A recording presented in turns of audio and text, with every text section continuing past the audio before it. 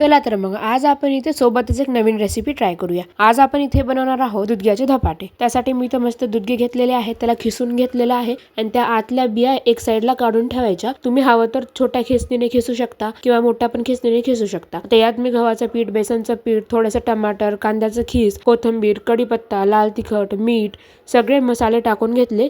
थोडंसं वरून धने पावडर पण टाकून घ्यायचं। आता याला मस्त चुरून घ्यायचं आपल्याला हातानेच। आणि जर पाणी कमी पडलं तरच वरून टाकायचं, नाही तर तसं पाण्याची गरज लागत नाही। आता याला एक 15 मिनिटासाठी कॉटनचा कपडा टाकून झाकून ठेवायचं। 15 मिनिटानंतर एक छोटासा उंडा घ्यायचा, त्यामध्ये मस्तपैकी आता आपल्याला पोळपाटावर कॉटनचा कपडा ओला करून थापटून घ्यायचे थालीपीठ। थोडीशी कांद्याची पात पण टाकली होती मी। पॅन मस्त गरम झालेला आहे, यात मी आपले धपाटे टाकून घेते। पहिला धपाटे हे कधी पण खराबच होणार, कारण तवा व्यवस्थित गरम नसतो आणि पहिला धपाटा जर खराब झाला नाही ना तर मग एक साथ आपली पूर्ण धपाटे खराब होणार। त्यामुळे कधी पण पहिला धपाटा खराब होतो आणि नंतरचे चांगले होतात। आता मी याला मस्तपैकी पलटून घेत आहे। तेल लावायचं, तेलाचा वापर थोडा जास्त करायचा। दोन्ही पण बाजूने आपल्याला व्यवस्थित उलट्यानाने दाबून बघायचं, जेणेकरून दोन्ही पण बाजूने चांगल्या प्रकारे भाजले पाहिजेत। आता इथे तुम्हाला मी दुसरा पण एक थापटून दाखवते थालीपीठ। छोटासा उंडा घ्यायचा आणि पाण्याच्या सहाय्याने पाण्याचा हात लावून याला थापटायचं।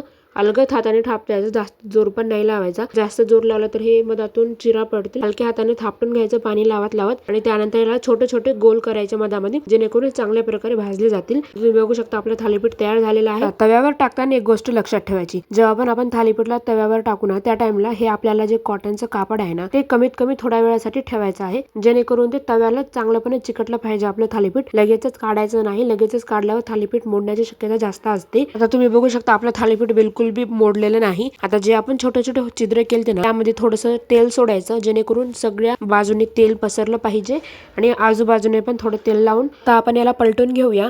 मस्त दोन्ही बाजूने तेल टाकायचं आणि उलटण्याच्या सहाय्याने दोन्ही पण साईडकडून आपल्याला दाबून बघायचं, जेणेकरून ते दोन्ही पण साईडने चांगल्या प्रकारे भाजले जातील। तुम्ही बघू शकता मस्त आपले किती छानपैकी आता इथं थालीपीठ तयार झालेले आहेत। वरतून पण थोडंसं तेल टाकायचं आणि पलटत राहायचं सतत, जोपर्यंत हे चांगल्या प्रकारे भाजत नाहीत तोपर्यंत। आता तुम्ही बघू शकता आपले थालीपीठ तयार झालेले आहेत। अशी रेसिपी तुम्ही नक्की ट्राय करून बघा। व्हिडिओ आवडला तर लाईक करा, शेअर करा, नवीन असेल तर सबस्क्राईब करा। थँक्यू।